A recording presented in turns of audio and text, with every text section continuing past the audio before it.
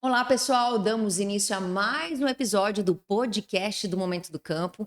E eu quero lembrar você, mais uma vez, para se inscrever aqui no nosso canal no YouTube e também no Spotify. E claro, né, gente, nos seguir nas redes sociais, lá no Instagram, no @Momento do Campo. E, pessoal, quero também falar um pouquinho do nosso parceiro aqui do podcast do Momento do Campo, que é a Agrícola Alvorada.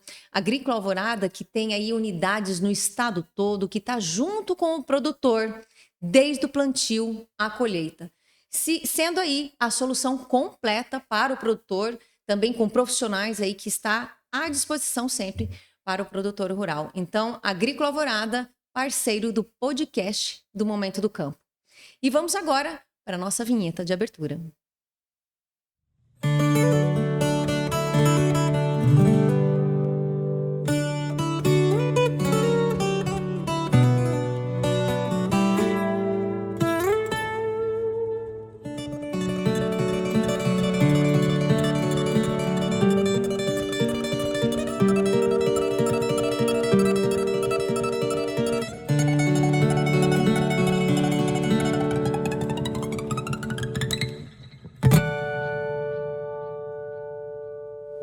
E no nosso bate-papo de hoje, mais um convidado muito especial para a gente, porque aqui, né, a gente tem um carinho aí com tantas pessoas que sempre nos atendiam ali no período de Momento do Campo, na época que era na TV. E eu não poderia deixar de chamá-lo para estar aqui conosco e para a gente conversar um pouquinho sobre o agro. Guilherme Oll, da Ceres Consultoria, engenheiro agrônomo, uma pessoa que também sempre nos atendeu muito bem, sempre que a gente precisava, né, Guilherme, aí para as nossas reportagens do Momento do Campo. Guilherme, um prazer tê-lo aqui conosco. Olá, Veridiana. Eu que agradeço. Para nós é uma verdadeira emoção, né? A gente estava falando agora há pouco, porque participar de um programa tão importante para a agricultura aqui de Primavera do Leste e do estado do Mato Grosso. Então, eu que parabenizo vocês pelo podcast e obrigado por nos dar essa oportunidade aí. Obrigada, Guilherme. E, Guilherme, eu acho que assim, eu falo assim, eu já te conheço um pouco, mas tenho certeza que tem muita coisa ainda para a gente conhecer um pouquinho mais sobre o Guilherme, um pouquinho mais sobre o seu trabalho. Queria começar aí te perguntando, né, da tua chegada em Primavera do Leste. Você é aqui do Mato Grosso, também veio de outra região do país. Conta um pouquinho pra gente. Ah, legal. Eu sou paulistano, tá? Da capital de São Paulo, nascido lá. Estudei até o terceiro colegial na época, hoje ensino médio, e fui estudar em Piracicaba, na Escola Superior Luiz de Queiroz, que é da USP, e me formei em 96. Em 96 fui para Chapadão do Sul, né? Em Chapadão do Sul fiquei de 97 a 99, e em setembro de 99 eu desembarquei aqui em Primavera do Leste. Nessa época eu trabalhava numa empresa multinacional que vendia defensivos, né? E de 99 até 2003 eu trabalhei nessa empresa aqui em Primavera. Em 2003 eu fui convidado para entrar na Ceres Consultoria Agronômica, onde estou lá desde então, né? Então, 21 anos aí trabalhando na área de consultoria e de pesquisa agronômica aqui no Mato Grosso e especificamente em Primavera do Leste. Olha só, faz bastante tempo mesmo, hein? Estamos aí. É interessante, porque algumas coisas, né, algumas coincidências, né? Por eu ser de São Paulo, eu cheguei na faculdade, os caras olhavam para mim, pô, esse cara aí não entende nada de agro, né? Como é que ele vai aprender? E isso aí sempre me provocou. Eu falei, tem que aprender mais com os caras, tem que me estudar mais, tem que me dedicar mais, porque os caras que já vêm do interior, já têm contato com lavoura, estão na minha frente. E nisso eu comecei a fazer estágio desde o primeiro ano, então sempre buscando informação, aprendendo, fiz alguns estágios muito interessantes. Um chama Grupo de Experimentação Agrícola, onde a gente fazia tudo nós mesmos, né? Desde dirigir o trator, fazer preparo de solo, semeadura, tudo. E depois eu fui fazer um estágio no departamento de entomologia, com o professor Dr. Otávio Nakano, um dos maiores entomologistas do Brasil, e aí ele me deu a oportunidade de começar a conhecer algodão. Né? Na época tinha os ensaios de bicudo, né? Ali a região de Piracicaba, Santa Bárbara do Oeste, Americana, era uma região muito importante de produção de algodão no estado de São Paulo, na década de 80, 70, 80, e foi ali que entrou o bicudo, né? Naquela época, porque o bicudo chegou de avião em Campinas, e ele foi, e aquela região era onde mais plantava, bem próximo de Campinas, né, Americana, tudo. Aquela região foi onde infestou primeiro. E mesmo não tendo mais algodão, na época, lá na década de 90, a gente foi fazer ensaios de bicudo. E aí eu comecei a conhecer essa cultura maravilhosa, que é o algodão. Aí eu tive uma oportunidade na área comercial para Chapadão do Sul, que era uma região também no Mato Grosso do Sul, que estava começando algodão. Começou algodão bem próximo aqui do que começou em Primavera, né? Primavera começou em 94, lá também começou 93, 94. E fui para lá, me apaixonei pelo algodão do Cerrado. E na hora que os caras falaram, ó, tem uma vaga em Primavera do Leste, eu não pensei duas vezes. Eu vim para Primavera do Leste em 99. Aqui era o berço do algodão do estado do Mato Grosso, né? E aí fui me apaixonando pela região, pela cultura. Tinha a Séries Consultoria já, uma empresa que já trabalhava com algodão. E abriu as portas, eu vim e estamos aí hoje. Lógico, a gente trabalha também com soja, com milho, com diversas outras culturas, né? Pastagem, mas o forte nosso ainda é o algodão, onde a gente tem aproveitado aí também as oportunidades com essa cultura que vem voltando a crescer em área no Brasil, né? E Primavera ainda continua sendo uma cidade muito importante, uma capital da cultura do algodão para o Brasil, né? E principalmente para o Mato Grosso.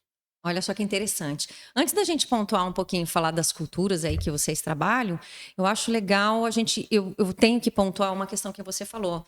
Não foi só fazer a faculdade, você correu atrás de informação, de estar correndo atrás mesmo. Me fugiu a palavra, gente. Se aperfeiçoando, se especializando, né? Porque realmente é aí que você foi vendo no que você se identificava mais também, né? É que eu até peço desculpa, né? Eu gosto tanto de algodão que eu falo tanto de algodão, né? Eu sou de algodão, como tem o programa da Abrapa, mas uma das coisas que a gente vê, eu fui estagiário minha vida inteira, gosto de ter estagiário, nós temos estagiário, a Séries Consultoria tem um programa de estagiário, é um dos valores da nossa empresa, da formação de novos profissionais, né? Então a gente sempre está buscando isso. Então, por quê? Porque a gente entende que você ajudar a preparar o novo profissional é importante, assim como me ajudaram, né? Mas é lógico, depende de você, só não depende do professor ou da empresa que você faz estágio.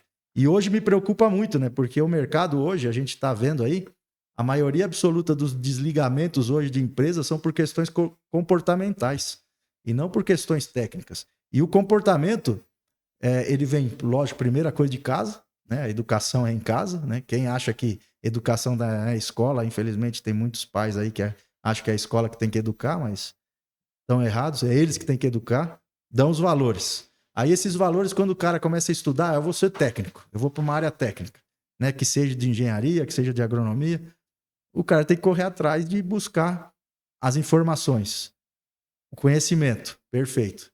Mas o mais importante é o comportamento, né? Então, hoje a gente vê a turma muito ansiosa, né? A turma querendo que as coisas aconteçam na hora, não é assim, tem que construir, né? Então, tem aquele ditado popular, né? Ver as pingas que eu tomo, mas não ver os tombos que eu tomei, é fácil, né?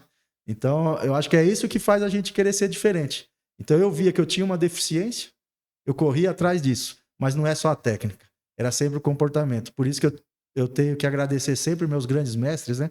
Então, durante a faculdade, tive dois maravilhosos que fizeram a grande diferença na minha vida. Um que é o Otávio Nakano, que eu falei. Outro é o José Laércio Favarin, que são pessoas assim que gostam de outras pessoas, né? Então, eles ensinam a parte técnica, mas nos cobram da questão profissional, ética, comportamental. Então, eu vejo isso aí, até puxando, eu até me adiantei por causa da sua pergunta, mas é porque quando você tem um bom comportamento e você quer que a coisa dê certo, você corre atrás, você faz e você dá a diferença, né? Você entrega a diferença.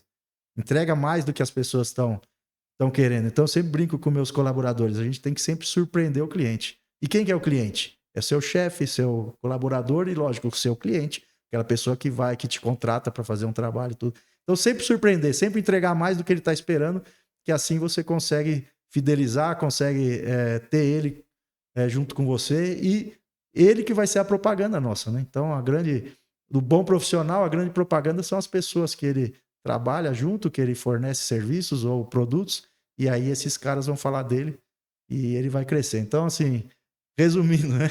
Eu falei que eu me empolgo quando eu começo a falar. Mas pode falar, a gente tá aqui para te ouvir. Eu vejo que isso é legal. Isso aí eu tenho que agradecer, né? Que a minha criação sempre fala me provocando. Temos que questionar também, não aceitar as coisas do jeito que elas são. Acaba tornando um desafio, né? Isso, ficar acomodado, é lógico, perfil de pessoas, né? Eu sou uma pessoa que não fica acomodado, que não gosta de rotina, que tô sempre questionando, tô sempre provocando, tô sempre indo querendo coisas novas, né? Então, lógico, com o pé no chão, muito importante, né?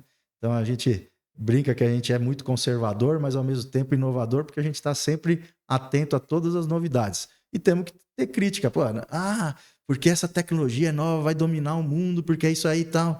Calma, vamos entender para que serve, aonde que é as melhores oportunidades. Né? Então, eu vou dar um exemplo, drone.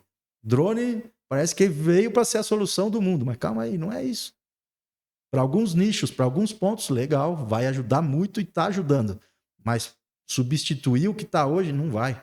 Tanto que a gente já tem hoje aviões não tripulados aí, já vi eles prontos aí com capacidade de 800 litros, vão voar aí como se fosse um drone com uma autonomia muito maior para poder suprir a necessidade de áreas grandes. Áreas pequenas você tem uma tecnologia, área grande você tem outra, áreas médias, né? Então, assim, quando a gente pensa nisso, a gente tem que tomar alguns cuidados, né? Então, a crítica é importante.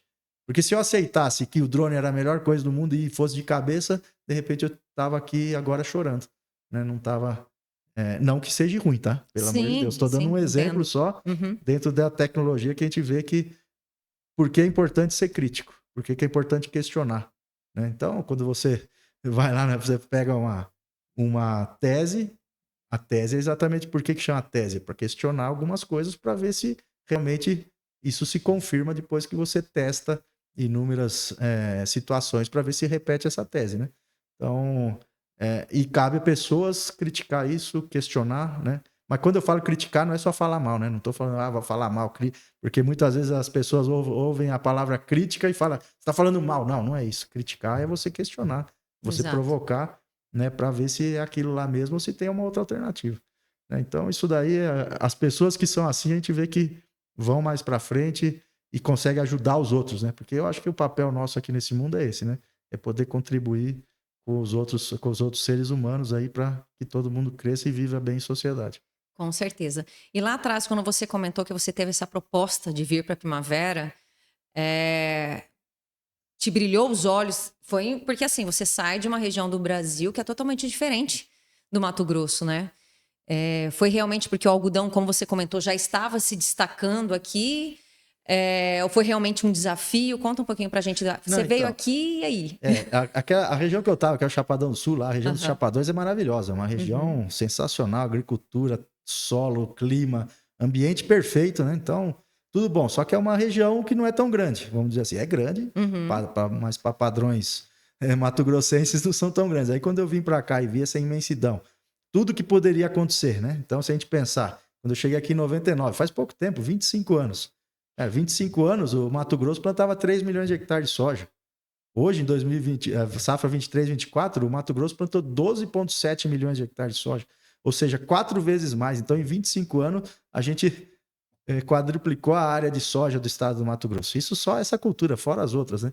Então, esse potencial que o Mato Grosso ainda tem, né? Porque a gente ainda tem uns 25 a 30 milhões de hectares de pastagem aí que a gente pode transformar em agricultura, sem precisar desmatar nada, só no estado do Mato Grosso. Então, isso daí nos dá esse brilho no olho que você falou e essa vontade de falar, poxa, é aqui que eu vou poder ser agrônomo, vou poder fazer as coisas, vou poder ajudar, né? Vou poder, junto com o produtor, fazer com que esse estado cresça, né? Então, eu acho que é isso. E Primavera, naquela época, era, poxa, você falava, Rondonópolis, era a cidade maior, tudo, mas Rondonópolis, não desmerecendo, uma cidade também maravilhosa, mas ela tinha uma pegada diferente. Aí quando você vem Primavera, aí você vai, não é só Primavera, é que eu vim para Primavera, me apaixonei aqui, mas a gente tinha no mesmo momento ali Sorriso, Lucas do Rio Verde, né, Tangará da Serra, crescendo também naquele momento. Então cidades novas, cidades maravilhosas e com um potencial agrícola gigantesco. Então isso que fez eu vir para Mato Grosso e não sair mais daqui, né? Porque realmente a gente se apaixona e vira mato-grossense mesmo de coração, né? Porque aqui é a nossa terra, é aqui que a gente trabalhou, aqui que eu criei minha filha, aqui que tá minha família, então é isso aí. É até difícil de explicar, mas a maioria de nós somos de fora e estamos construindo esse estado. Sim. Hoje as novas gerações que são daqui, e a gente torce que elas continuem também trabalhando muito por esse estado, que é uma potência do nosso país, né? Uma coisa maravilhosa. E assim, Guilherme, naquele momento, então, você veio para a Primavera e teve o convite, né? Para estar nas séries. Foi provavelmente o Evaldo, né? Que já esteve aqui conosco também. E como é que foi aceitar esse desafio de estar junto com as séries, desenvolver esse trabalho de excelência que vocês sempre desenvolveram ali, de lá para cá, enfim? Eu acho que foi assim, foi legal, porque eu trabalhava em multinacional, mas eu sempre estava no campo, né? Eu sempre estava no campo posicionando produtos, ajudando o produtor, então...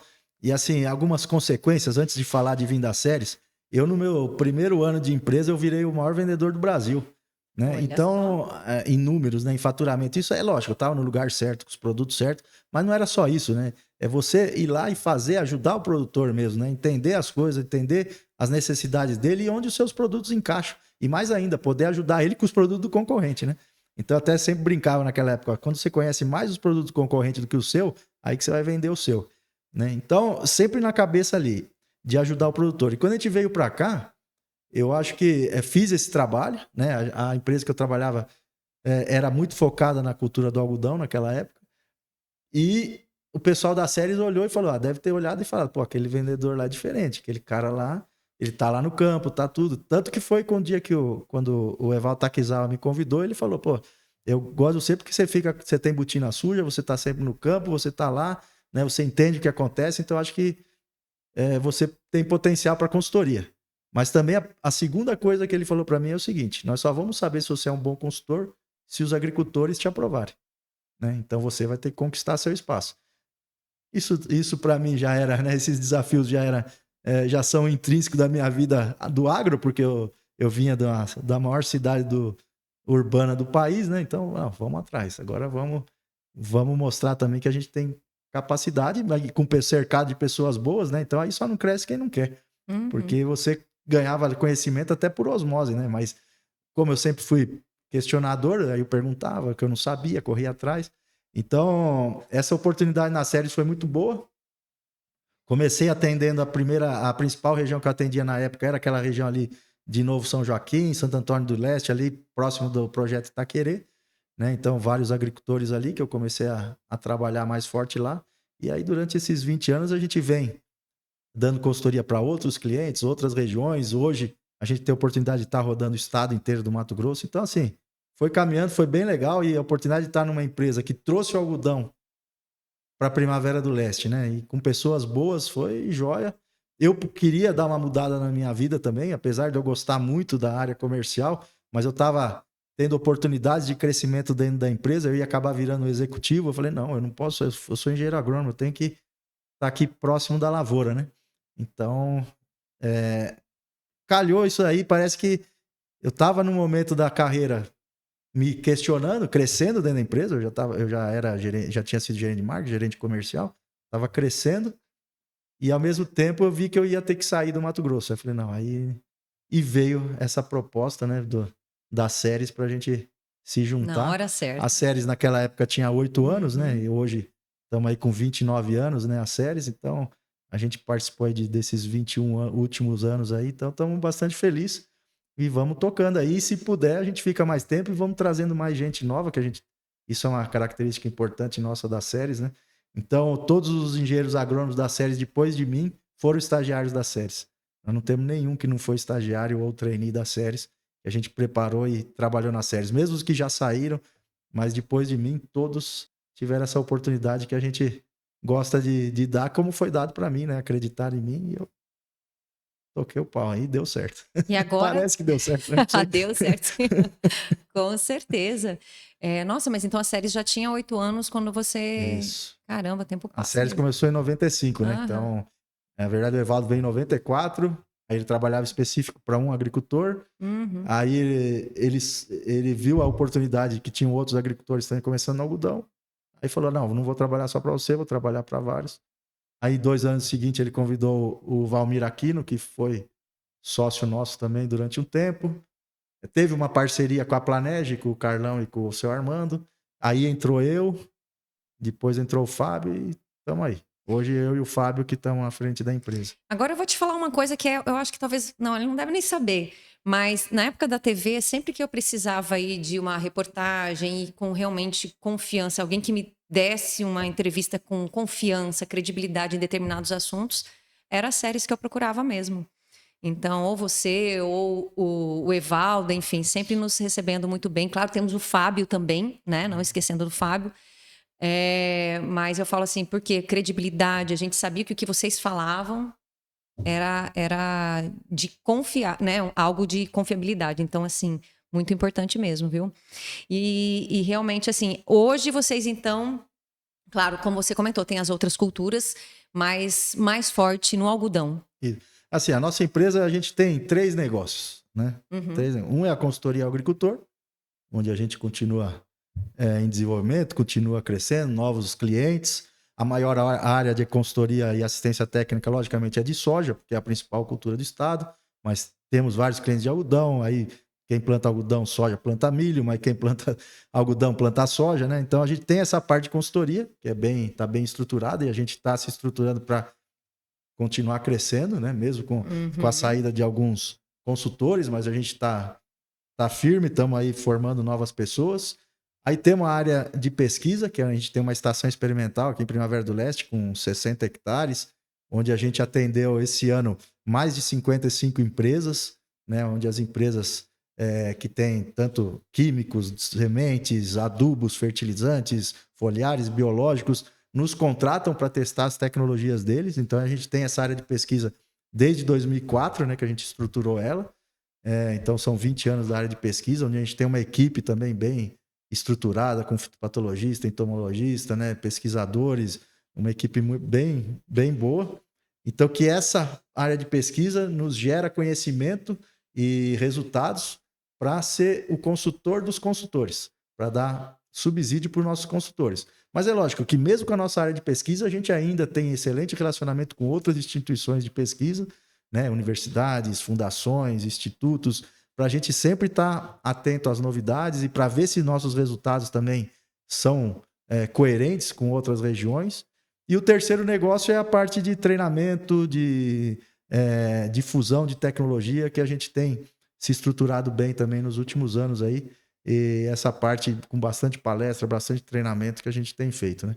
Então hoje a séries está desenhada nisso, começou só com consultoria, e hoje a gente tem esses outras, a pesquisa e a parte de educação também desenvolvida aí para poder suprir as necessidades do mercado, né? Porque como a gente estava falando agora há pouco, né, que eu comentei de comportamento, a gente hoje vê que infelizmente tem agrônomos que saem do mercado, saem da faculdade, vêm para o mercado e não sabem nada. Então eles precisam ter cursos intensivos, né? O cara se formou lá em Curitiba, ele nunca viu algodão, então ele precisa ser formado em algodão. O cara forma lá em Pernambuco, nunca viu soja, precisa ser formado em soja. Aí vocês né? mesmos Então dão aí a gente treinamento. tem cursos de capacitação nisso. Então, em grande parte, as empresas de insumos nos contratam para treinamentos e outra parte os próprios agricultores, né? Porque o agricultor contrata técnicos novos, agrônomos novos que também precisam ser capacitados, né? Então, é um mercado que vem se estruturando também, né? É uma pena, porque antes isso seria um papel das universidades, mas o crescimento do agro é maior do que da infraestrutura, né? E quando a gente fala de infraestrutura, a gente sempre vai falar, a gente não tem porto, né? A gente não tem estrada, não tem ferrovia e não tem educação também, instrução suficiente hoje para suprir o mercado.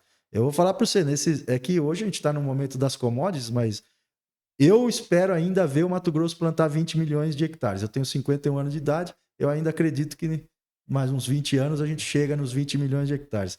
Mas eu tenho certeza que nós não estamos plantando 15 milhões porque a gente não tem gente, não tem máquina e não tem insumo suficiente para isso. Não tem infraestrutura, não é só de estrada, de porto que a gente sempre fala, mas também não tem estrutura de fábrica para construir mais trator, de fábrica de insumo para produzir mais insumo, para a gente aumentar 2,5 milhões de hectares no Mato Grosso, porque quando a gente aumenta 2,5 milhões de hectares no Mato Grosso, não é só soja, 2,5 milhões de soja, é 2,5 de soja mais uma segunda safra. Né? Então são 5 milhões de hectares de culturas que vão precisar de gente, de insumos, de máquinas. Né? Então, passo a passo. Né? Eu acho que a gente vai conseguir. Né?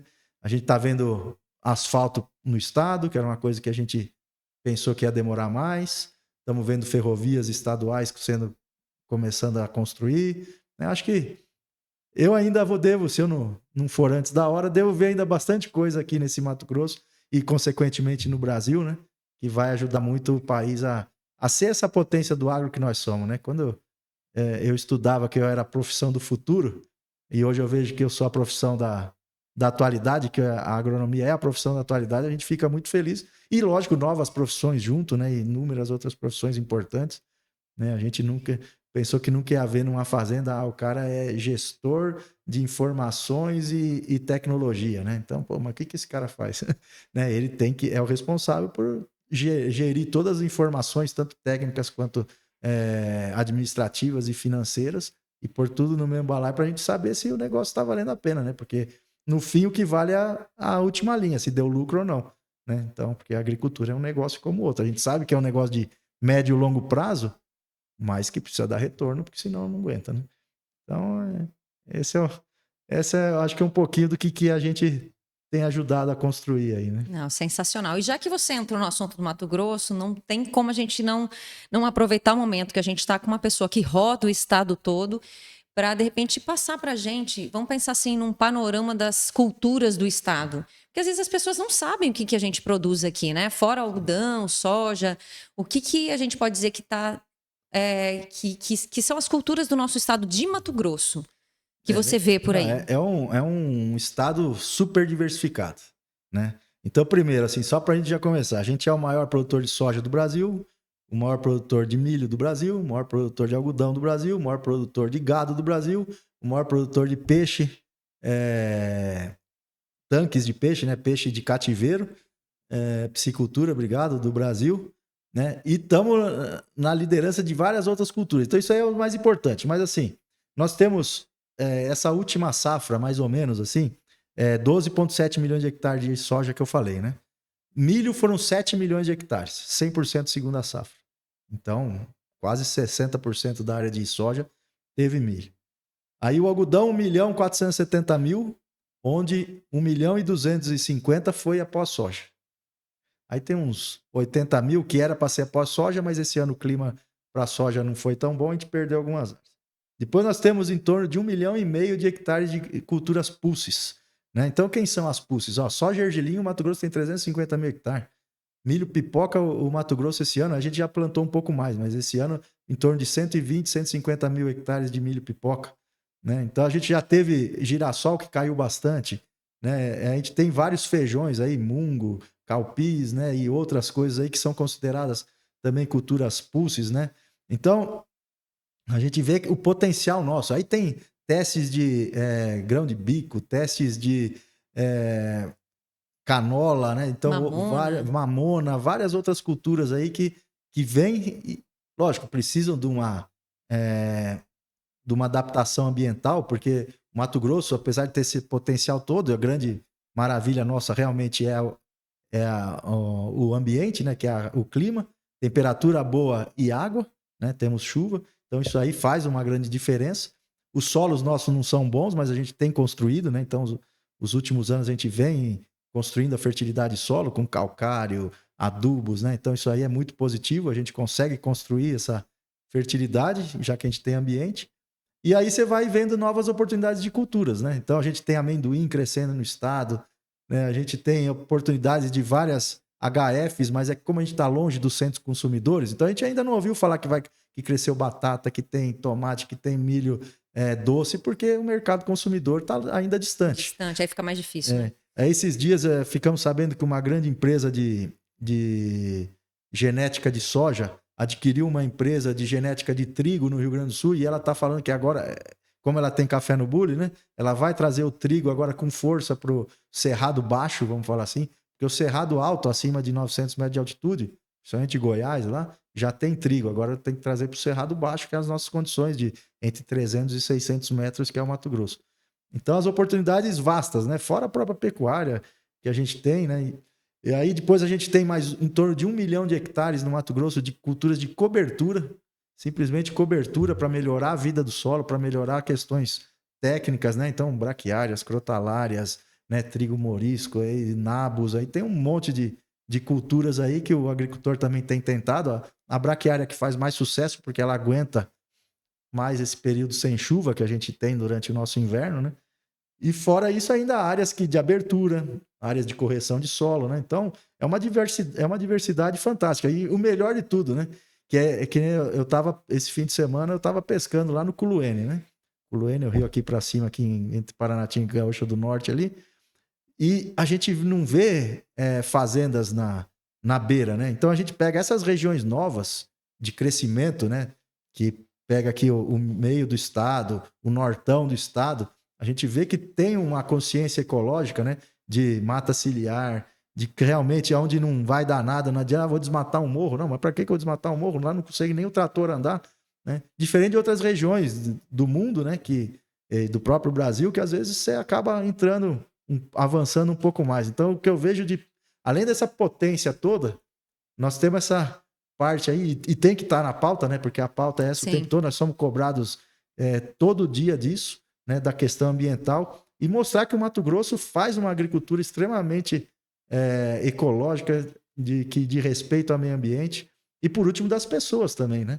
Porque a gente vê que como as pessoas vêm de fora, vêm aqui para construir sua vida, elas vêm também buscar coisas boas. E a gente vê que nosso negócio, o agronegócio, que muitas vezes também é acusado de trabalho escravo e não sei o quê, esses absurdos aí, né? A gente vê que o agricultor no Mato Grosso ele leva a sério isso aí. Ele quer dar uma condição boa para o seu funcionário, para a sociedade que ele está em ambiente, né? Isso a gente vê como essas cidades como Primavera do Leste cresceram graças a esses agricultores com essa mentalidade positiva de desenvolver aonde eles estão, né? E a gente vem junto acelerando isso, né? E muito bom, né? Então, o Mato Grosso é uma potência em tudo, da diversidade, da parte ecológica, da parte social.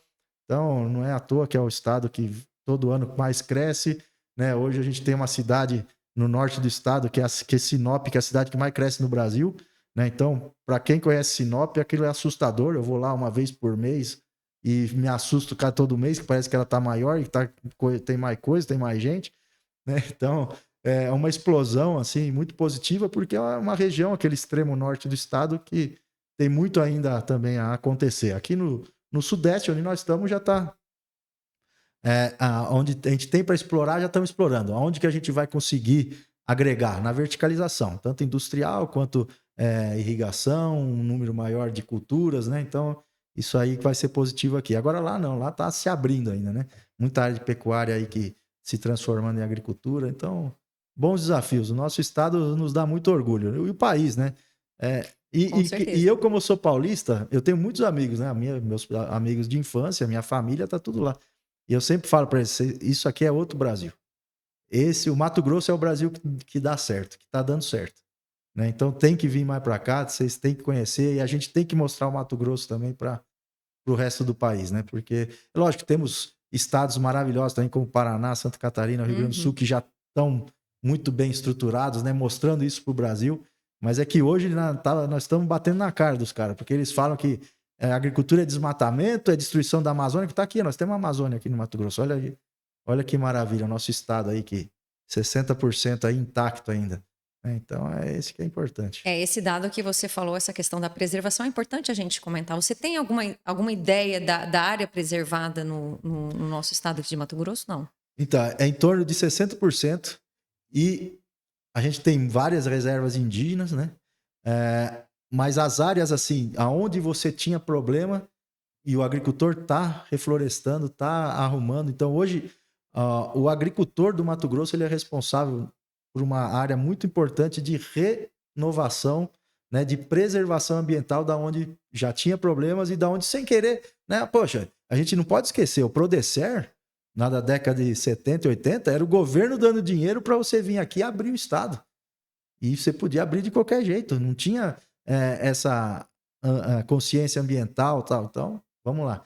E hoje, as fazendas onde a gente tem a maior área explorada tem 20% de área reservada.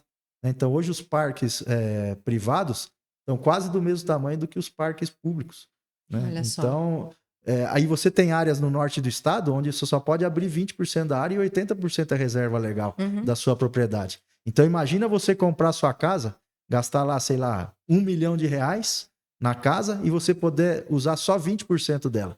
E os 80% você não pode mexer. É isso que acontece com o agricultor, né? Lá na região amazônica, né? Então, a gente tem que começar a pensar. O cara está pagando um negócio que é 100 e usando só 20. Né? Mas quem sabe, a gente tem essa legislação muito forte ambiental brasileira, né? Eu acho que é uma das mais rigorosas do mundo. Estamos respeitando e mesmo assim batendo recorde de produtividade, de produção, né? Isso aí nos deixa muito orgulhosos. E eu vou aproveitar, né? Tem um assunto que está em pauta altíssimo nesse momento, né? Já que a gente está falando do estado de Mato Grosso, que é essa questão da moratória da soja, né, Guilherme? Você tem algo que você poderia comentar a respeito disso? Eu acho que vai valer ainda, gente, um podcast.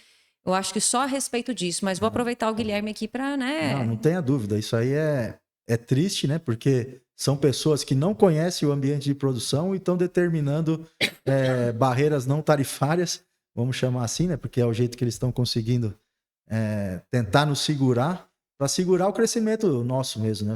O crescimento da soja no Brasil, da agricultura, do agronegócio brasileiro. Porque a gente está respeitando os 20%. Né? Então, se a lei me deixa abrir 20%, eu posso abrir 20%. Né? E eles estão querendo, mesmo quem está trabalhando dentro da lei, mas você está nesse bioma, nós não vamos mais comprar soja sua.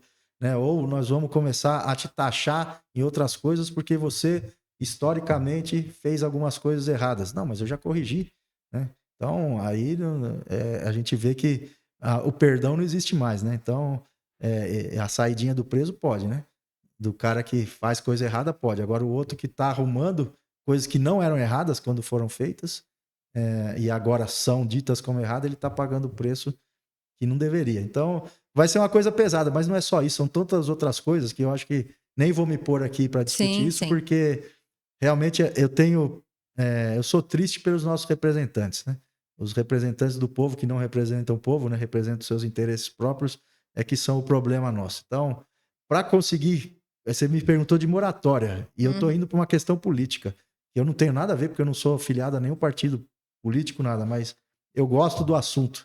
A gente tinha que ter votos distritais, representantes distritais, que aí a gente poderia cobrar dos caras a nossa dor e eles nos defenderem lá. Mas hoje não, hoje você tem um coeficiente eleitoral que o partido que tem mais dinheiro, mais voto, é o que põe mais gente. Então, é uma pena, por isso que eles falam... Guilherme, mas o que isso aí tem que ver com moratória? Tem tudo a ver, porque esses caras tinham que estar defendendo a gente. Isso aí não podia nem entrar em pauta para a principal cultura agrícola do Brasil, para a principal pauta exportadora que traz divisas para o país. Isso aí é questão de segurança nacional. Eles não podiam deixar nem vir à pauta um negócio desse. Eles tinham que falar, para tudo. Nós dependemos da soja. Se quebrar a soja, aí não sobra nada, infelizmente. Vamos falar de coisa boa, então? Vamos falar de coisa boa? Você comentou comigo antes, nos bastidores, e eu vou deixar para você, né, nos passar essa novidade a respeito do algodão. Saiu um dado muito legal. Queria que você contasse a respeito do algodão aqui no nosso país, nosso estado, enfim. Então, Veridiana, o legal assim, o Brasil tem crescido a área de algodão, mas ao mesmo tempo aumentando a produtividade. Nós temos algumas características, né? Principalmente o Mato Grosso, que a gente faz algodão segunda safra, que a gente consegue plantar algodão, alimento e algodão na mesma área, no mesmo ano, sem irrigação. E isso nos trouxe algumas vantagens competitivas, né? De produtividade, de qualidade de pluma, que a gente tinha uma expectativa que o Brasil fosse um dos maiores exportadores de algodão em 2030, e hoje, 2024, na última semana de junho de 2024, o Brasil se tornou o maior exportador de algodão do mundo, passando os Estados Unidos pela primeira vez. Então, isso aí, de um país que era importador, né, na década de 80, 90, a gente era grande importador, hoje nós somos o maior exportador de pluma de algodão do mundo, né, onde isso daí mostra que o nosso algodão tem qualidade, que o nosso produtor faz um trabalho bem feito, né, produz bem e fornece qualidade para o mercado comprador, né? Hoje o maior comprador é a Ásia, né? O Brasil ele vende, lógico, como outros produtos também para a China, mas nós temos Bangladesh, Vietnã, temos outros, Indonésia, né? Que são países que compram muito algodão brasileiro e inclusive já estamos começando a exportar algodão até para a Europa, né? Para países como Turquia, que trabalham com algodão também, né? Que tem fiação, que tem tecelagem.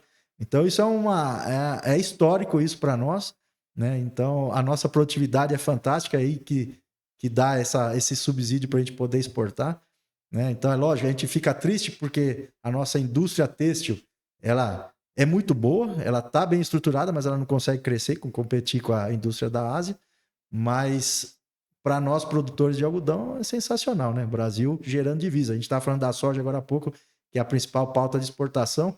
O algodão, nós nunca vamos chegar próximo da soja em valores, mas só de falar que nós somos o maior exportador, né, já nos deixa muito orgulhoso e isso é bom, né? A gente está vendendo uma fibra natural para o mundo usar, né? Então, tem um programa brasileiro aí da Abrapa, da Associação Brasileira dos Produtores de Algodão, que chama Cotton Brasil, que é para o exterior. Então, esse programa tem tomado força, tem ganhado mercado. Só para vocês terem uma ideia, o Brasil tem um escritório só fora do Brasil para incentivar e para prospectar o nosso algodão, que fica lá em Xangai, né? Que é um escritório da Abrapa, junto com algumas outras associações, mas está lá, tem uma pessoa exclusiva, funcionário da Abrapa, para desenvolver o algodão brasileiro. Enquanto os americanos têm 17.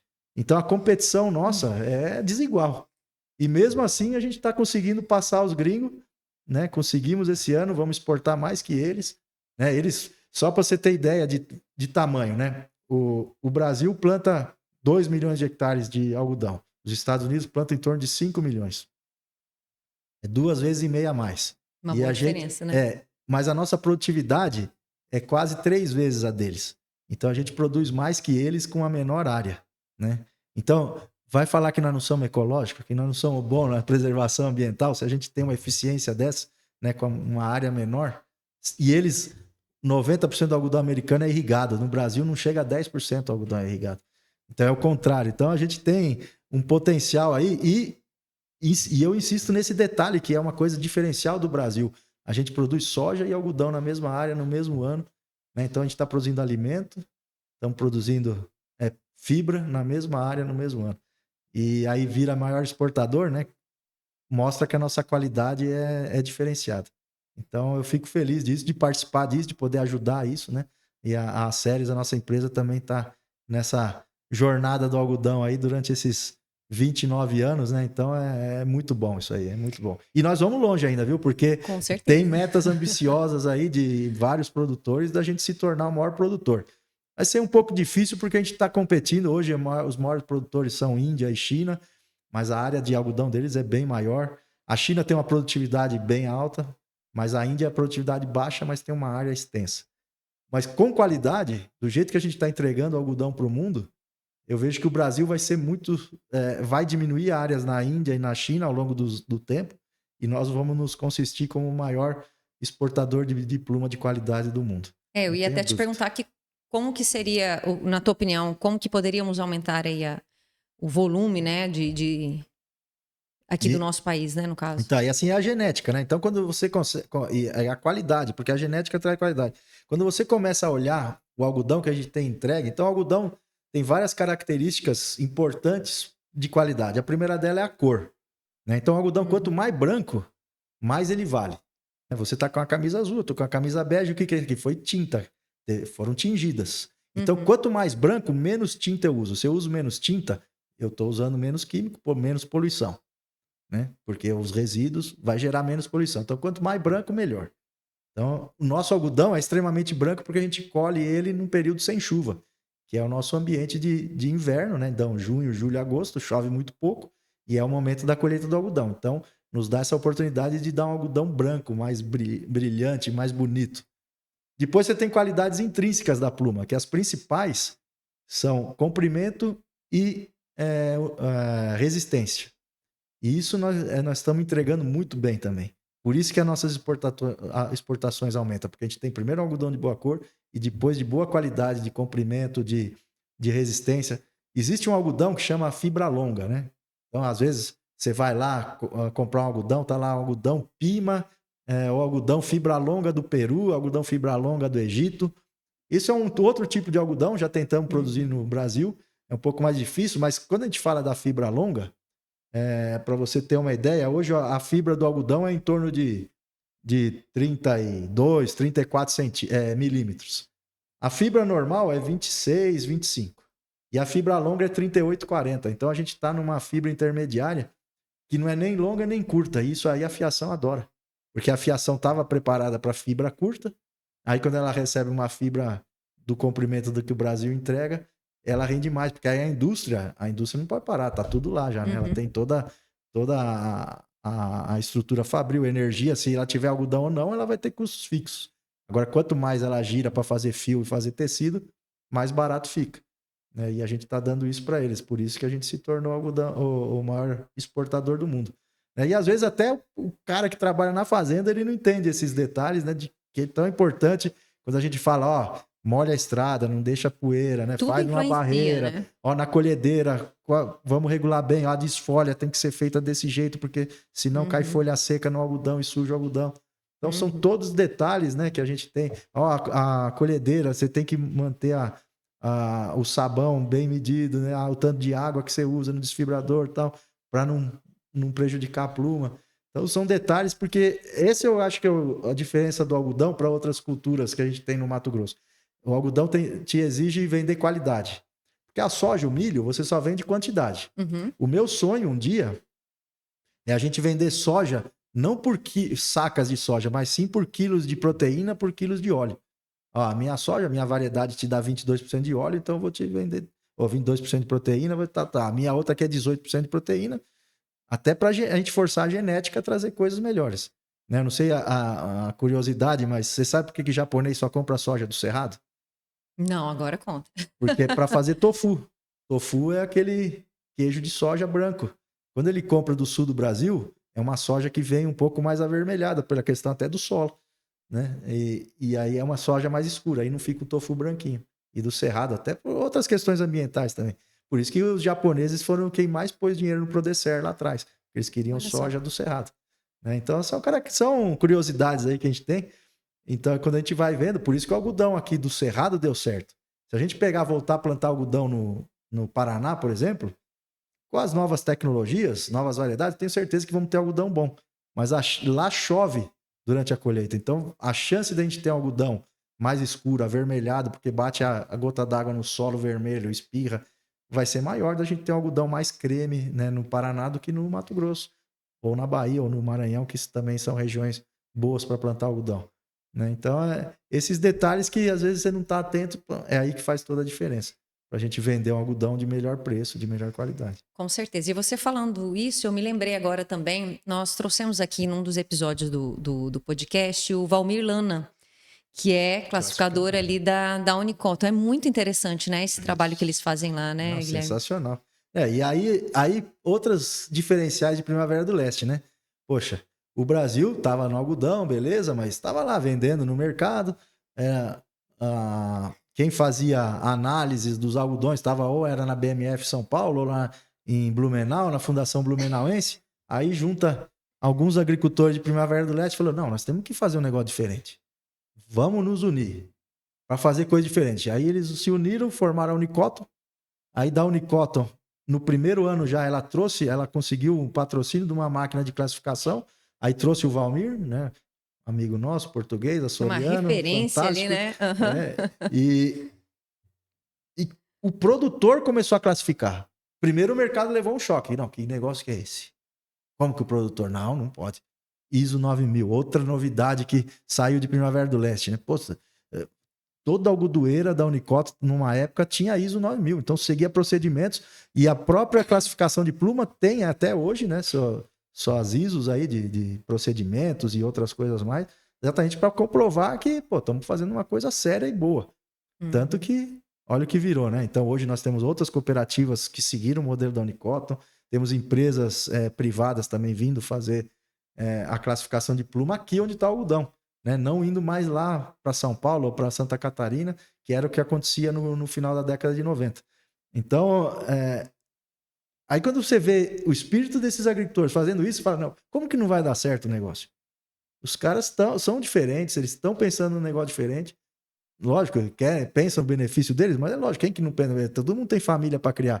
Agora, se eles não fizessem o que eles fizeram, será que estaria hoje do jeito que está? É verdade. Né? E eu sou suspeito, não é porque a gente trabalha muito com algodão, mas eu tenho certeza, o Mato Grosso ele deu o tombo principal por causa de algodão.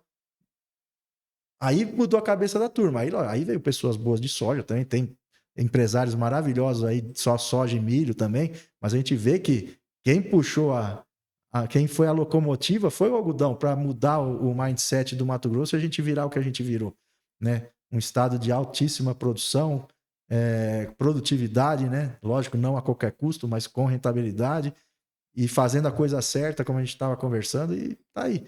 Né? Se a gente pegasse só o Mato Grosso, separasse ele seria o terceiro maior produtor de soja do mundo, né? Se ele se separasse do Brasil. Então, a gente vê que o negócio é grande, né? Com certeza. E além da Unicoton, a gente vê empresas também que vão se aperfeiçoando ali Nós mesmos, nas suas né? áreas, exatamente. E me lembrei agora também da Udessil, né? Que é a usina de deslintamento também, que é algo que cresceu muito aí a nível já mundial também, né? Não, essa história eu não vou falar nada dela, mas eu acho que você devia convidar um dia a Patrícia Bruneta Já para veio vir. aqui. Mas eu não sei que história que é, porque eu acho que ela não contou. A história da UDZ é bonita, porque o pai dela tinha um deslintamento lá em São Paulo, né? Aí ela começou a namorar o Édio, e aí os Bruneta falaram, vamos montar uma também. Aí eles montaram aqui e deu tudo certo. Ela contou. Inclusive, assim, outra curiosidade do algodão, né? O algodão no Mato Grosso, esse algodão do modelo que está hoje, começou em 94. E só tem um agricultor que planta algodão desde 94, né? Os outros grandes, aí tem um gigantes, o maior do mundo está aqui, mas esses todos começaram depois, né? Então só o grupo Itaquerê, né? Só a família Bruneta que planta algodão desde o começo, hoje, né? Muitos começaram, saíram, né? Não conseguiram, mas desde 94 eles sempre plantaram algodão, até hoje plantam algodão, então é um exemplo bonito aí também a ser seguido, né? E falando nisso, desde 94 para cá, quando eles começaram aí com plantio de algodão, a área cresceu muito. Como que você vê esse crescimento lá de 94 para 2024? Cresceu muito, acho que as tecnologias também mudaram muito. Como que você vê isso? Se a gente pega lá em 2000, a gente plantava no Mato Grosso um pouco menos de 300 mil hectares de algodão. A safra 99-2000. Essa safra 23-24, nós plantamos 1.470.000 hectares de algodão. Então, multiplicou por 5, né? Nesse longo do tempo. Porém, até 2011, 12, a área veio crescendo mais devagarzinho, né? Veio crescendo bem devagar, porque existiam vários aspectos, até da própria cultura, a gente tinha poucas variedades, então a genética ainda não trazia muita oportunidade para a gente. Tinha entrada de novas pragas, né? Então a gente tinha uma variedade que era extremamente sensível a uma virose que era transmitida pelo pulgão. Então a gente, para controlar essa praga era muito difícil. Aí ela transmitia virose, tinha perdas. Depois a genética foi melhorando e junto com a genética a gente melhorou muito também a parte de entendimento de uso do solo, de adubação, né? De fertilização. Então hoje a gente entende melhor, ainda temos muito que aprender, mas a gente entende melhor como adubar o algodão para ele dar as melhores respostas. Muita coisa em cima de manejo de pragas e doenças que não eram feitas hoje tem. A gente tem mais problemas de pragas hoje, mais problemas de doenças pela intensificação, mas a gente tem conseguido, mesmo assim, aumentar a produtividade ano a ano. A questão de biotecnologia, né? Então o algodão, ele foi a primeira cultura comercial do mundo a ter transgenia. Então, em 1996 foi lançado o algodão Bogard, que era resistente a lagartas, né? Hoje a gente já tem uma evolução dessas transgenias, né? Então, só para você ter uma ideia de transgenia de controle de lepidópteros, né? De lagartas, hoje a gente tem 3 da família Bogard, 2 da Twin Link e 2 da White Strike. Então, a gente tem 7 tecnologias diferentes hoje para controle de lagartas. Para controle de plantas daninhas, hoje a gente tem várias. A gente tem desde Roundup Red, Glytol, Liberty Link, agora está Extend sendo lançado agora. Então, a gente tem bastante coisa. Então, a biotecnologia também ajudou muito ao desenvolvimento também e crescimento do algodão no Mato Grosso. Mas eu vejo que a grande virada de chave mesmo, ali depois, 2010, 2011, o preço do algodão estava ruim, aí a gente estava buscando alternativas e algum sistema de produção, e a gente viu que, poxa, a gente tem que acelerar esse sistema de segunda safra, né, do algodão plantado depois da soja, porque a gente tem clima para isso, tem ambiente, né? Lógico, tem algumas regiões do estado, que a gente pega aqui o Vale do Araguaia, mesmo aqui a região de Santo Antônio do Leste, Novo São Joaquim, que a gente está em primavera, que chove um pouquinho menos, dá para fazer algodão segunda safra, mas com mais cuidados, né? Porque a chuva é a que manda. Agora você pega todo o resto do estado, Pega aqui Campo Verde, toda 163, todo Parecis, chove muito bem para a gente poder ter tanto soja quanto algodão segunda safra, né? Soja primeira safra e algodão segunda safra. E quando a gente entendeu esse sistema e a gente melhorou ele, e hoje eu vejo que a gente está com um sistema de segunda safra muito bem posicionado, lógico, tem muita coisa ainda para melhorar, mas essa virada de chave foi muito positiva, porque aí também mudou a demanda de variedades. Hoje a gente tem variedades mais precoces que entregam um bom teto produtivo, com boa qualidade. Então esse algodão segunda safra, junto à genética, biotecnologia, melhor controle de praga, melhor controle de planta daninha, de doenças, né? O próprio agricultor entendendo que ele tem que ser verticalizado também, né? Então eu falei da parte de produção. Aí ele tem que... mas como que ele tem que ser verticalizado, Guilherme? Não, ele tem que ter uma agudoeira, eu tenho que ser sócio de uma agudoeira, eu tenho que ser cooperado com alguma agudoeira, porque hoje a gente vê que só o caroço de algodão, mesmo em preços baixos, hoje está 400 e poucos reais, né? Ele te dá uma receita de 9 a 10 sacos de soja, com preço baixo. Quando o preço estava bom, até mais. Então, só o caroço. Então, é uma coisa que é boa. Então, mas para eu ter o caroço, eu tenho que ter algodoeira. Ou participar de alguma algodoeira. E depois a pluma, logicamente, que te dá uma outra rentabilidade. E nesses anos de 2022 para cá, que a gente estava com os preços das commodities lá em cima, e baixaram, a do algodão também baixou. Só que proporcionalmente do algodão baixou menos, e ele consegue te dar uma rentabilidade. Mas precisa ter a soja antes. Porque a soja, mesmo que a soja empate, ela te dá a oportunidade de diminuir seus custos fixos. Então você entra para o algodão com menos custo fixo, aí a rentabilidade do algodão é positiva. Então tudo isso junto, você vê que não é só técnica, né? Eu trabalho só da porteira para dentro. Mas se eu não entender também, para ajudar o produtor, que da porteira para fora ele tem que fazer coisas diferentes, né? Para poder ter uma boa rentabilidade, e a cultura do algodão dá isso aí. E aí quando ele vai da porteira para fora, ele melhora a parte de gestão. Porque aí ele deixa de ser só agricultor, ele começa a ser industrial, porque uma usina de descaroçamento é uma indústria. Aí ele começa a pensar diferente. E aí ele começou a pensar diferente, ele traz também para dentro. Então aqueles problemas que o agricultor sempre teve, principalmente de fluxo de caixa, é uma coisa que quando você trabalha soja, milho e algodão, você começa a pensar seu fluxo de caixa diferente. Como você tem que vender qualidade, você começa a vender diferente também. Então você começa a saber comercializar diferente. Então tudo isso te dá a oportunidade de melhorar o seu negócio e de você rentabilizar em cima disso. E tudo isso veio do algodão. A sua pergunta é como que a gente melhora. Então, quando você vê tudo isso, isso chama a atenção de novos entrantes. Ele não quer entrar no algodão só porque o algodão dá mais dinheiro. Ele quer ver porque ele está vendo que o vizinho dele melhorou, o vizinho dele está com estrutura melhor, está fazendo coisas melhores que ele não faz. Então ele também quer fazer. Né? Não é por inveja, é porque ele também quer melhorar, ele também quer crescer. E o algodão dá essa oportunidade.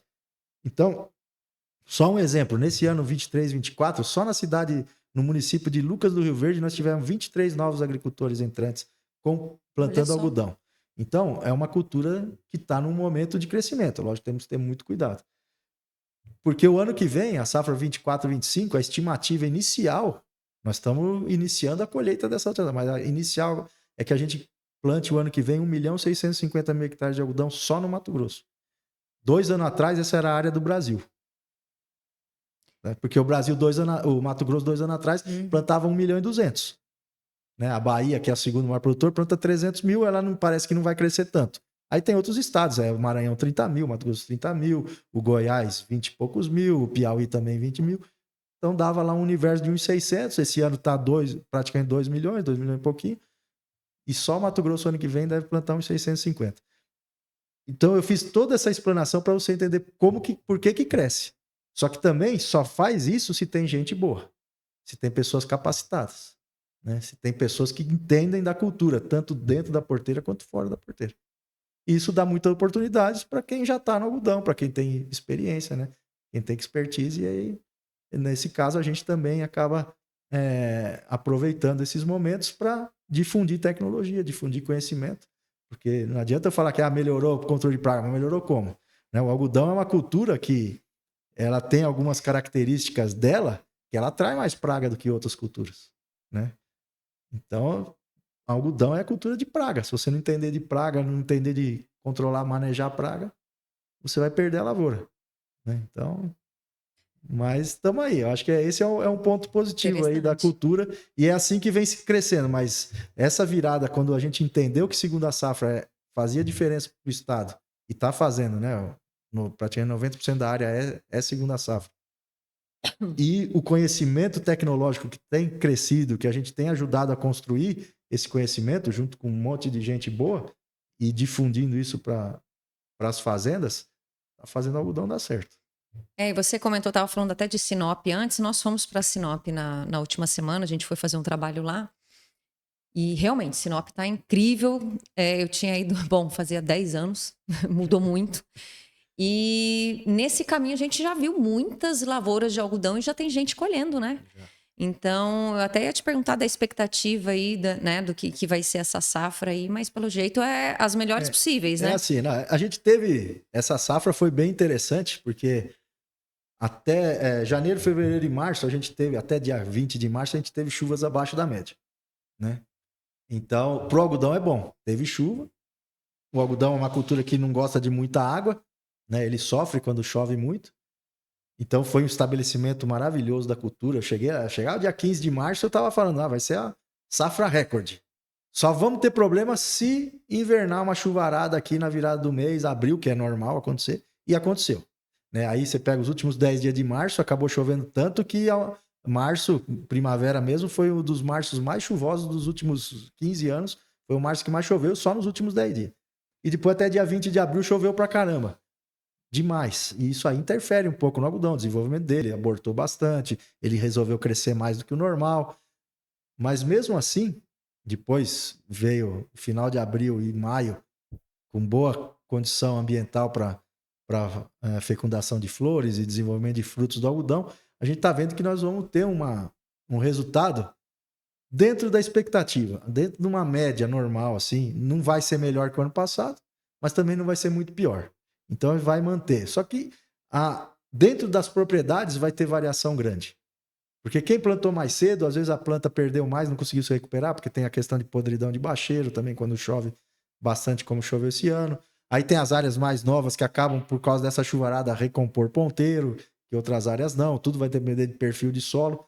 E as primeiras áreas colhidas, a gente vê assim, que está dentro do que a gente espera, mas está tendo uma variação muito grande. As que eram ruins, a gente via que estava ruim, está dando ruim mesmo. E tem área que estava boa, que estava boa. Então, assim, a gente tem já agricultores, por exemplo, que tem desde 230 a 380 arrobas na mesma fazenda colhida.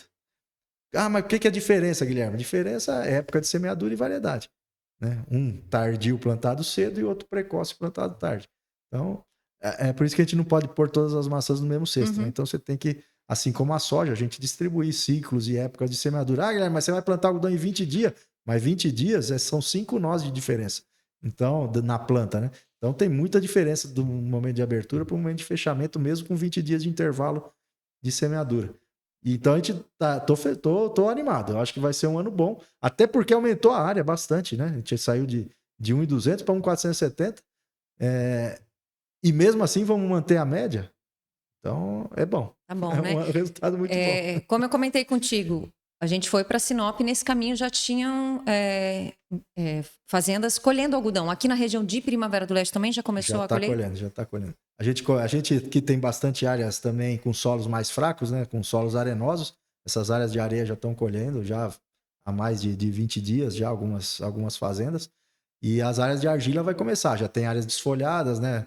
Até hoje eu estava passando próximo de uma área ali, próximo do Rio Combuco, já estavam as máquinas lá já começando a colher.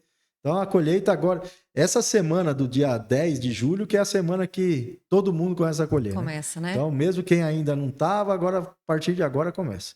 E, Guilherme, como é que você vê? Eu falo assim, quando eu comecei a fazer olha só como é que é interessante. Quando eu comecei na TV, inclusive já falei para a Patrícia, enfim, para o Grupo Itaquerê ali, para os sócios, que uma das primeiras reportagens que eu fiz foi o dia de campo de algodão deles, incrível. Alguns anos atrás, né? 2003. Tudo também começa com algodão. Eu vim para Primavera mesmo, porque eu vim no dia de campo deles em 99, e aí que eu falei, não, tem que vir morar aqui. Você viu? Que sensacional. Não, e eu falo assim, é uma cultura realmente que é muito interessante, né? A cultura do algodão. E quando eu comecei a fazer nossas reportagens, nós tínhamos um sistema de colheita do algodão. Hoje a gente já tem esses maquinários que fazem aqueles rolinhos, né? Como é que você vê isso? Isso foi uma outra virada de chave sensacional. Tudo bem? Se você pegar hoje por hectare, custo de colheita, a colheita de cesto, que a gente chamava, né? De cesto, com best boy, com prensa, um monte de gente lá catando algodão e lonando, por hectare ela ainda fica mais barato do que essa de rolinho, em custo. Certo. Só que a dor de cabeça que dá menos essa de rolinho, porque essa daqui só tem um cara. Um cara colhendo, é lógico, tem o bombeiro lá, né? Que é um outro cara numa máquina, se pegar fogo. Então é um cara só colhendo, ele para, aí vai a cada 3 horas, 4 horas ele vai limpar a máquina. Aí pode ser que venha um ajudante. Enquanto a outra tem o cara o colhedor, um cara do best boy, um cara da prensa, mais uns 3 ajudantes, né? Então olha a diferença do número de pessoas, né? Além do risco de saúde, risco de segurança dessa turma, né? Então essa diferença de preço vale a pena. De custo, né? Que não é tão grande, mas é a diferença de custo que vale a pena. Então é uma tecnologia nova que a empresa John Deere trouxe para o mercado, e a gente tem que tirar o chapéu para eles, porque ao mesmo tempo a empresa Case tentou trazer também uma colhedora que fazia módulos, né? Prensado, mas ela tinha que parar, os módulos eram pequenos, depois tinha que vir um transmódulo. Era a logística complicada da colhedeira da John Deere, da Case, por isso que ela não teve sucesso. E da John Deere teve muito sucesso, porque ela pensou, vou fazer igual um rolo de feno. Só que ao mesmo tempo a gente está muito atento, Veridiane, e tão preocupado, porque um dos maiores problemas da qualidade do algodão é você ter contaminante. Então, por exemplo, plástico é proibido estar com algodão. Porque imagina você ter um pedacinho de plástico, mesmo que você não pequenininho, mínimo, entra lá numa empresa, numa fiação, a fiação, ela, como o algodão é bom, o nosso algodão é de boa resistência e comprimento, ele gira mais rápido, porque aí dá mais rendimento na máquina. Aí tem um plastiquinho lá que nessa girada pode pegar fogo em tudo. Fora que o fio não vai ficar perfeito, não vai pegar tinta, né? Então os contaminantes são um problema. Então a gente está vendo que algumas algodoeiras, na hora de cortar a lona para aquele rolinho ser beneficiado, às vezes está indo pedaço de plástico para dentro. Então nós estamos bastante preocupados com essa situação, que com a outra não acontecia, mas o rendimento de colheita também é maior, essa colhedeira colhe mais hectares por dia do que a de cesto, né? Então todos esses benefícios foram... Então eu só chamo essa atenção para isso, porque como eu falei qualidade o tempo todo. Aí a gente faz uma colheita maravilhosa, com uma pessoa só, sem dor de cabeça, segurança do trabalhador. A máquina também tem um sistema de segurança muito bom para que se pega fogo, tudo, né? Ela está preparada principalmente para não machucar o operador, né? Não ter risco para o operador, mas aí depois a gente vai lá e tem problema na qualidade do algodão. Então a gente tem que tomar vários cuidados. Mas, como você falou, é sensacional, né? Uma revolução, eu acho uma incrível. Coisa louca, assim, uma coisa maravilhosa. Tanto que outros tentaram copiar, não conseguiram, e agora nós temos já o segundo ano que... O ano passado, lá em Campo Novo, teve uma colhedeira chinesa. E esse ano, em Sorriso, ela está colhendo também. Então, tem uma empresa chinesa aí trazendo uma competidora aí para a máquina da John Deere. Vai ser legal. Você comentou a questão do plástico, né? Que é colocado em volta do rolinho. Será que, de repente, não seria o caso... A pessoa começa a pirar aqui, né? Algum outro material, não sei, do próprio algodão. Aqui fica difícil, talvez, para a máquina manusear. Isso, aqui. Já tentaram outras né? coisas, mas é que o plástico tem uma facilidade exatamente por ele ser... Primeiro, ele aguenta, né? Bem resistente. Que fica muito tempo no sol também, Isso, né? E você vê. E a grande outra diferença, porque esse plástico é patenteado, né? Era patenteado, perdeu a patente agora. Mas a gente vê outras empresas tentando, mas o outro grande segredo da John Deere não é só o plástico, é a cola. A cola que gruda, porque essa cola tem que ser muito boa, né? Porque você tem que pensar que aquele algodão está enrolado, mas ele está querendo expandir, né? Então o plástico só está enrolado ali colado.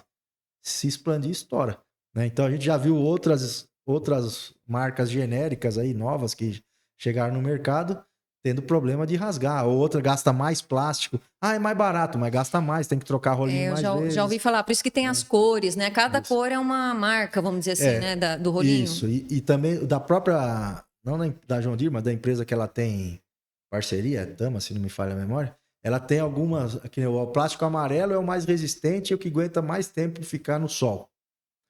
O azul e o rosa é para ficar menos tempo.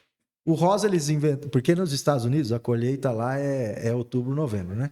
Então, o rosa eles desenvolveram por uma jogada de marketing, outubro rosa, depois você vê, né? novembro azul. Só que essas lonas, eles desenvolveram lá no apelo de marketing e também mais barato, porque dura menos tempo, aguenta menos. né? Porque se ficar muito tempo exposto no sol, dos raios ultravioletas, ele estoura o plástico apodrece e estoura. Então o amarelo é o melhor de todos. Aí hoje tem azul, escuro, tem verde, aí são as novas marcas que estão vindo aí para competir, para ajudar o num custo mais baixo. Mas todo mundo sabe, o custo mais baixo você tem que beneficiar mais rápido. Né? Não, e é pode ficar muito interessante, porque tempo até guardado. ontem tinha um outro, acho que era só o amarelo, né? É. Era uma cor só. Agora a gente já começa a ver várias cores, né? Não, tem uma coisa aí, até vamos viajar aqui. Tem um menino, inclusive, a família dele é aqui de Primavera, ele mora aqui. Ele mora aqui em Primavera, ele fez a revelação do nenê dele, uma colhedeira de algodão. Aí tinha rolinhos chá azuis revelação. para um lado. Isso aí não tinha na minha época, né? Quando eu tive filho, mas hoje tem, senhor. Tinha os rolinhos azul de um lado, os rosa do outro, e a colhedeira de algodão foi colhendo algodão. E ela abre atrás, né? Ela não precisa parar, ela abre Olha atrás que e sai o legal. rolinho. Aí sai o rolinho da cor, se era a menina ou se era menino. Né? Aí saiu lá o rolinho da cor. Que Puta, legal. que coisa legal pra Bem legal caramba, né? mesmo. Você Aham. vê que o algodão fazendo umas coisas diferentes aí Com pra turma. certeza, bem criativo, né? Mas a ideia deles foi fantástica. E assim, Guilherme, a gente vê que você anda bastante, roda bastante, e eu também te vejo nos eventos. Eu comentei antes sobre a questão, não tem como eu esquecer isso, porque eu posso até falar que eu comecei no agro também num dia de campo. Uma das primeiras reportagens mesmo, eu acho que foi a primeira. Foi no dia de campo do Grupo Itaquerê e tal.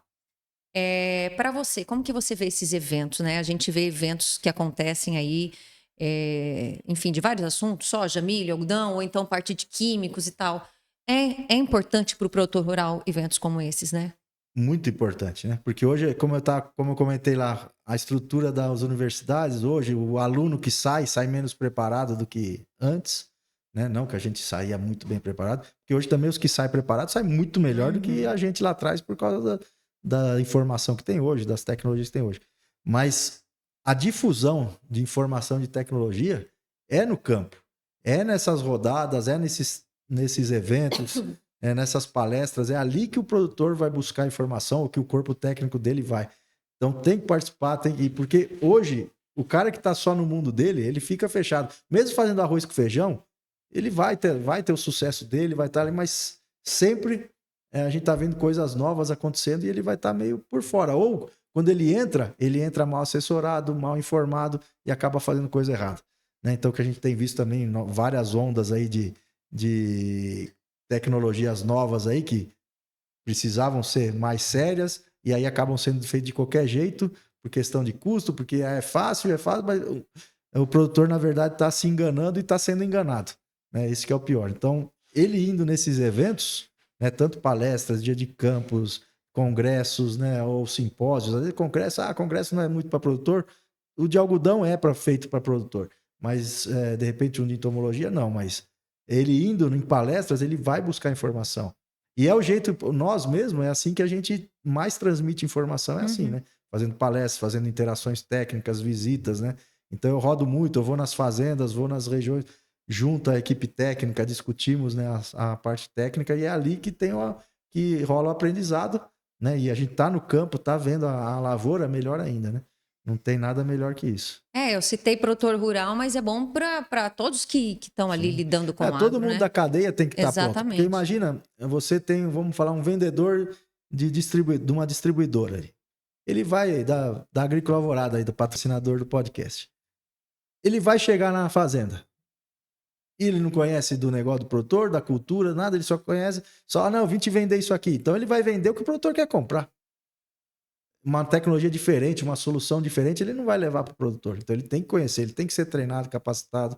Né? Então é nesse tipo de evento que, esse exemplo, o produtor mesmo. Poxa, por que eu estou usando só produto dessa empresa? Será que eu não tenho outros produtos? Né? Hoje o mercado tem uma diversidade de produtos, de insumos, de técnicas aí imensa. Aí cabe, lógico, tomar a decisão de escolher, né? Porque muitos são parecidos, outros não. Né? Aí volta que esses eventos, e a própria assistência técnica, né, no fim do dia, é importantíssimo o cara ter, né? Às vezes, que nem o nosso trabalho, a gente tem muitos clientes que a gente atende sistematicamente, né? Nós somos o agrônomo da fazenda, vamos dizer assim, mas tem outros não, que são momentos durante a safra que a gente atende realmente um trabalho de consultoria, mais para levar estratégia para o cara, levar novas informações, novas tecnologias para ele já que quando o cara não vai nesses lugares, a gente tem que ir para ele também para trazer informação, né? Uma outra coisa que eu vou aproveitar para te perguntar é que vão surgindo as curiosidades. Eu acho que eu vou ter que chamar o Guilherme mais vezes. Mas só para a gente fazer um resumo aqui, na época que eu fazia o programa na TV, o bicudo do algodoeiro era a praga principal, vamos dizer assim, né? Como é que tá hoje? Continua? Tem outras? Porque a gente sabe que vão surgindo, né? Situações. Como é que tá essa questão das pragas? Tem outras pragas aí hoje, o ácaro rajado muito importante, mosca branca tomando uma importância, tripes, mas o bicudo ainda continua sendo a principal praga do algodão, porque ele é específico do algodão. Ele não é só controlar ele na lavoura, porque o adulto ele se alimenta dos botões florais que vão virar capulhos de algodão, que vai ser, então ele está diretamente na nossa produção. A bicuda bota ovo nas estruturas reprodutivas, né, nos botões florais, também destruindo. E esse é um ponto. Aí a gente só consegue controlar adulto.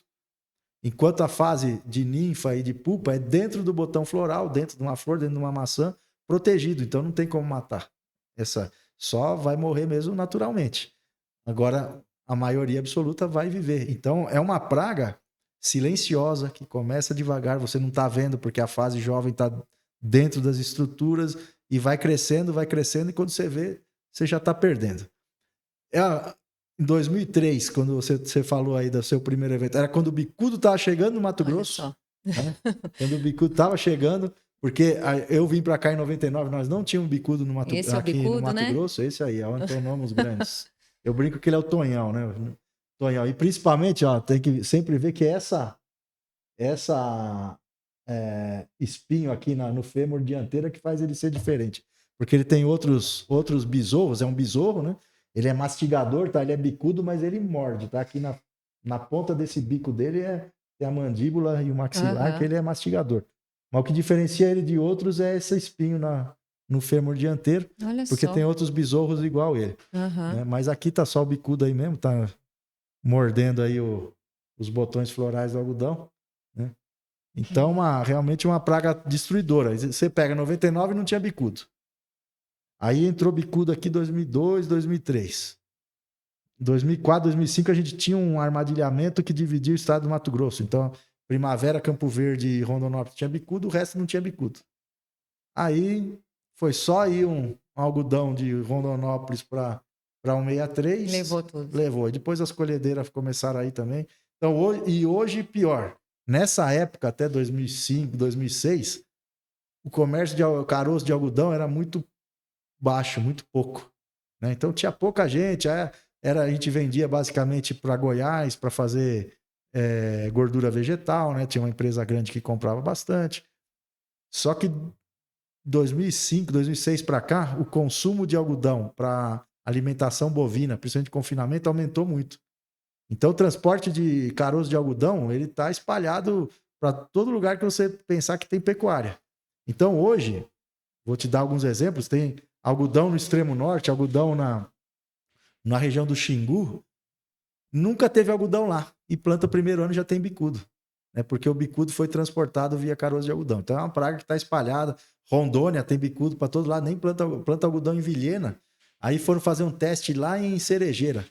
De repente perdeu para bicudo a lavoura, porque acharam que não tinha bicudo, mas tinha bicudo porque o caroço de algodão que vai para alimentação animal, nasce a planta do algodão, nasce o algodão, o bicudo vem junto e vira essa...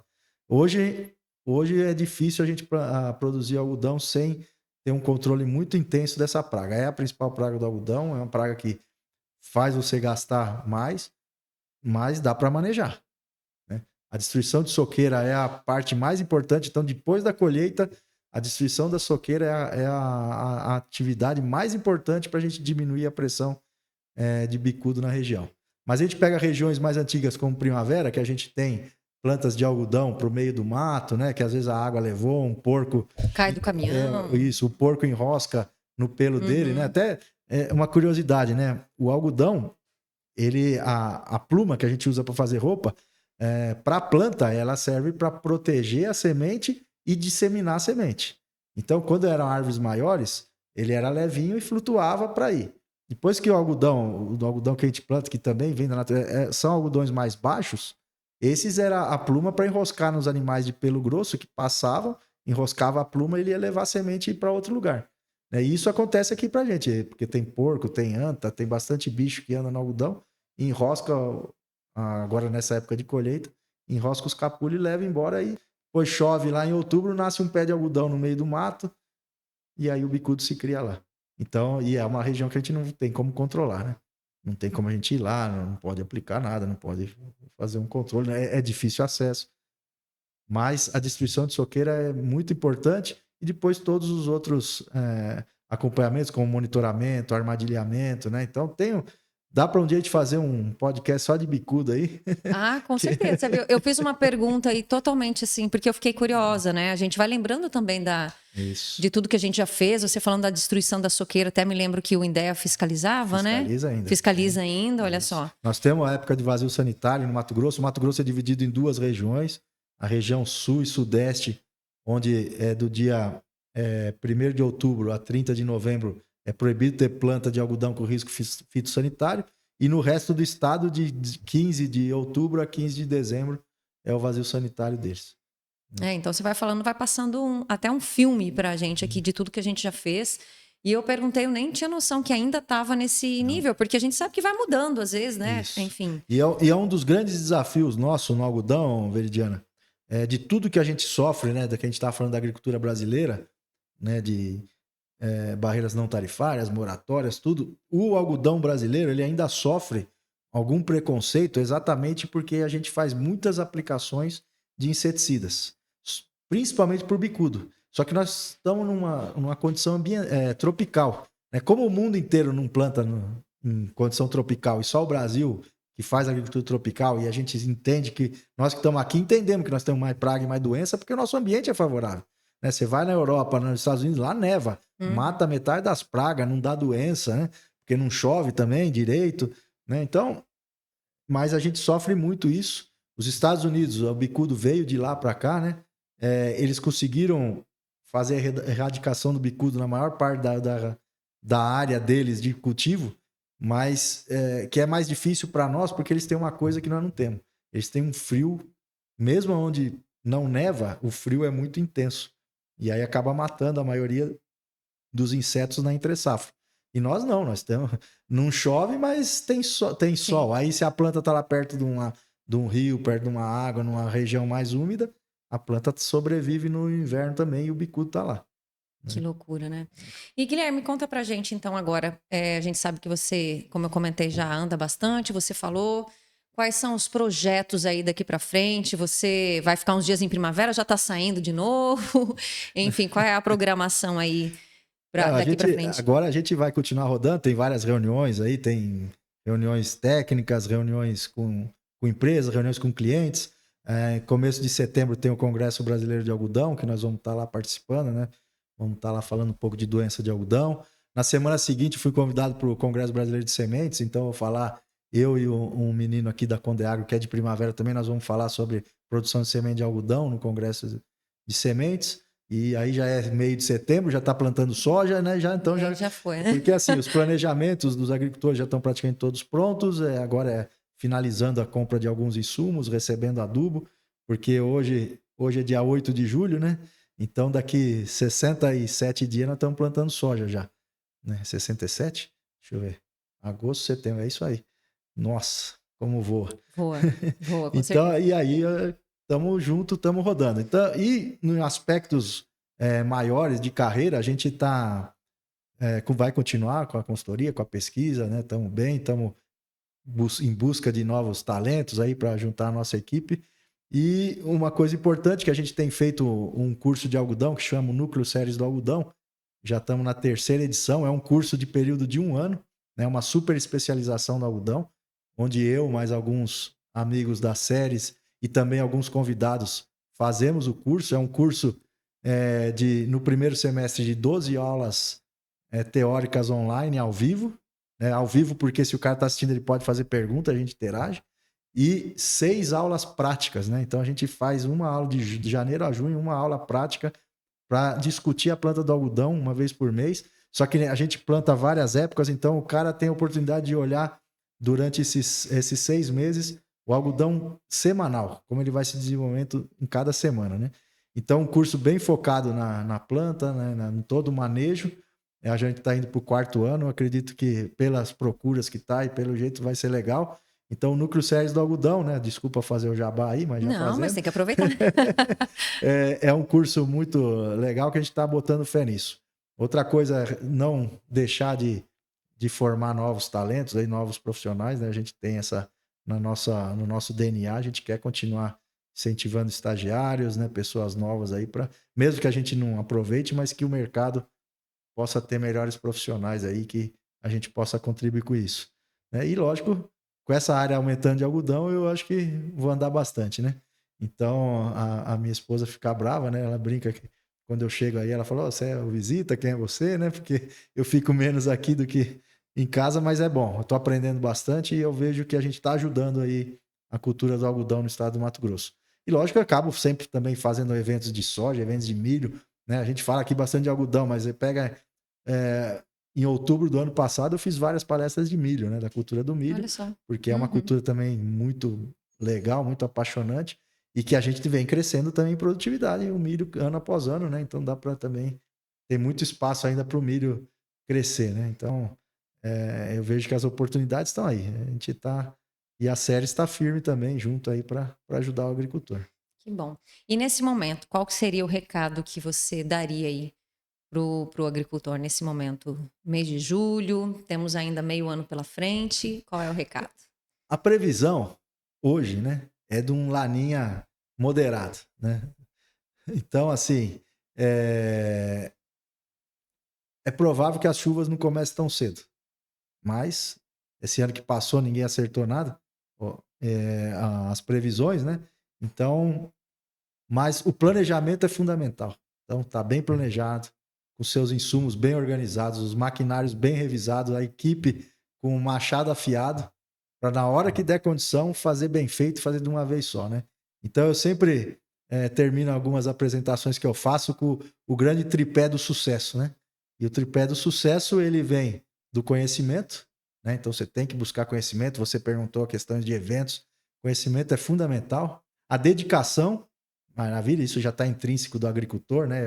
Não tem profissional, acho que, mais dedicado, porque é de sol a sol, ele sabe que ele tem que estar lá, assim, né?